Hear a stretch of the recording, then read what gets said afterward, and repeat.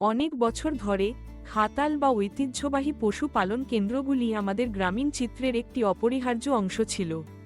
কিন্তু সময়ের সাথে সাথে আমরা দেখতে পাচ্ছি এসব খাতালের অনেক সীমাবদ্ধতা রয়েছে, যা পশু ও খামারিদের জন্য সমস্যার কারণ হয়ে দাঁড়িয়েছে।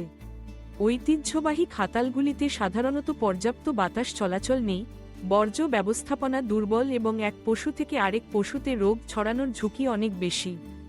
এগুলোর ফলে খামারিরা আর্থিকভাবে ক্ষতিগ্রস্ত হন এবং পশুরাও অস্বাস্থ্যকর পরিবেশে বেড়ে ওঠে। এছাড়া পশু কল্যাণের বিষয়টিও গুরুত্বপূর্ণ। খাতালের সংকীর্ণ জায়গা, চলাফেরার সীমাবদ্ধতা এবং মানসিক উদ্দীপনার অভাব পশুদের স্বাভাবিক আচরণে বাধা দেয়। এতে করে তারা মানসিক ও শারীরিকভাবে দুর্বল হয়ে পড়ে।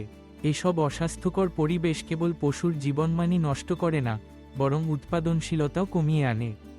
এর ফলে খামারিরা তাদের বিনিয়োগের সঠিক ফল পান না এবং খাতালের কার্যকারিতা প্রশ্নবিদ্ধ হয়ে পড়ে। তাই সময় এসেছে আমরা পশু হাউজিং নিয়ে নতুনভাবে ভাবি।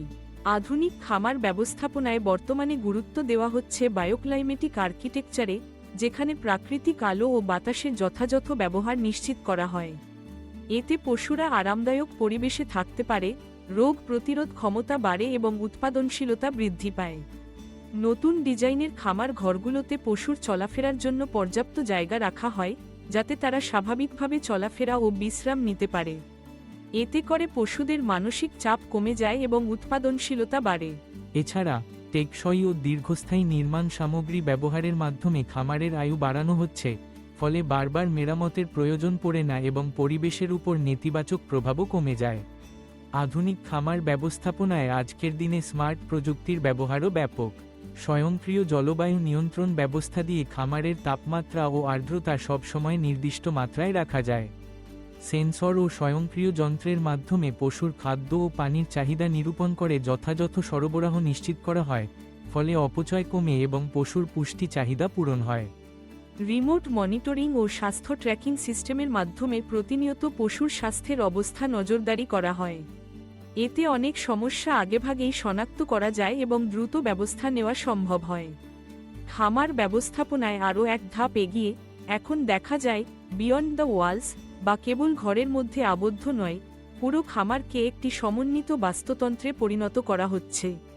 পশুর বর্জ্য থেকে বায়োগ্যাস উৎপাদন এবং সেই সাথে জৈব সার তৈরি করে মাটির উর্বরতা বাড়ানো হচ্ছে। বৃষ্টির পানি সংগ্রহ ও ব্যবহৃত পানি পুনর্ব্যবহারের মাধ্যমে পানি সংরক্ষণ করা হচ্ছে।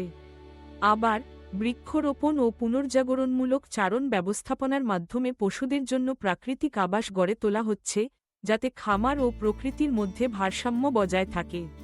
এই সব উদ্যোগের ফলে আমরা দেখতে পাচ্ছি অনেক খামারই আধুনিক ও টেকসই পশু হাউজিংয়ের দিকে এগিয়ে যাচ্ছেন।